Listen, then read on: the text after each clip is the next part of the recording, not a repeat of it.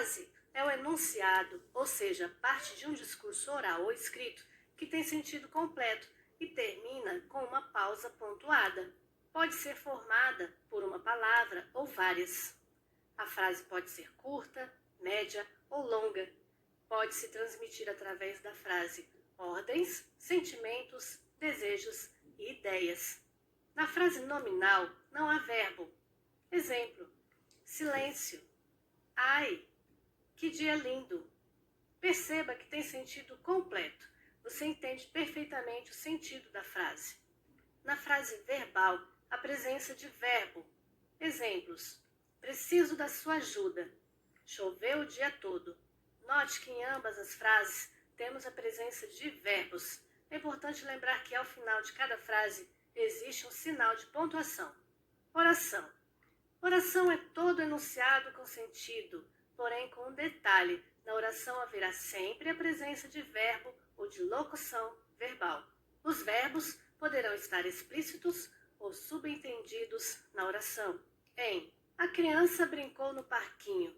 Nós temos uma oração, pois temos apenas um verbo, brincou. Hoje levarei as crianças ao parquinho. Elas brincarão bastante. Temos dois verbos, portanto, duas orações. Então, o que determina a quantidade de orações é quantos verbos ela tem. Se tiver um verbo, é uma oração. Se tiver dois verbos, são duas orações, e assim por diante. Toda oração é uma frase, mas nem toda frase é oração, porque para ser oração precisa ter verbo. Período. Período é a frase organizada em uma ou mais orações. Quando possui apenas uma oração, é caracterizada como período simples. Exemplo: ele me deu um lindo anel.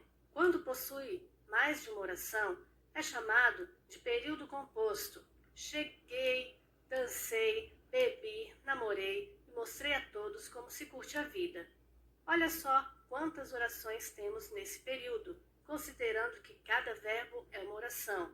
Temos 6 orações nesse período. Qual é a importância de saber o que é frase, oração e período? Esse conhecimento vai te ajudar na produção de textos. Você poderá construir frases mais elaboradas e se dar bem nas redações. Lembre, e predicado são termos essenciais da oração. É em torno desses dois elementos que as orações são estruturadas. Sujeito é o ser do qual se diz alguma coisa. Tem vídeo no canal sobre tipos de sujeito. Assista se você deseja aprimorar os seus estudos. Predicado é o termo que contém o verbo e informa algo sobre o sujeito. Portanto, podemos entender que o predicado é tudo aquilo que se afirma sobre o sujeito. É a declaração referida ao sujeito, aquilo que ele faz. Exemplo: as crianças brincavam no jardim. Nessa oração, temos como sujeito as crianças. E o predicado é tudo que se afirma a respeito das crianças, ou seja, brincavam no jardim. Então, crianças é o sujeito e brincavam no jardim é o predicado.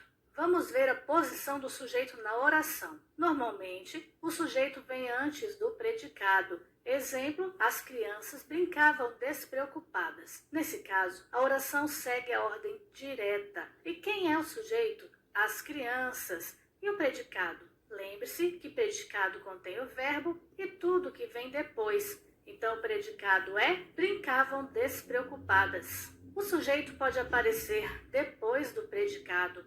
Exemplo: brincavam despreocupadas as crianças. Temos a oração na ordem indireta ou inversa, onde brincavam despreocupadas é o predicado e as crianças é o sujeito. O sujeito pode vir no meio do predicado.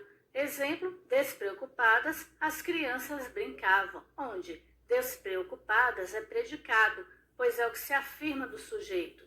As crianças é sujeito e brincavam também é predicado.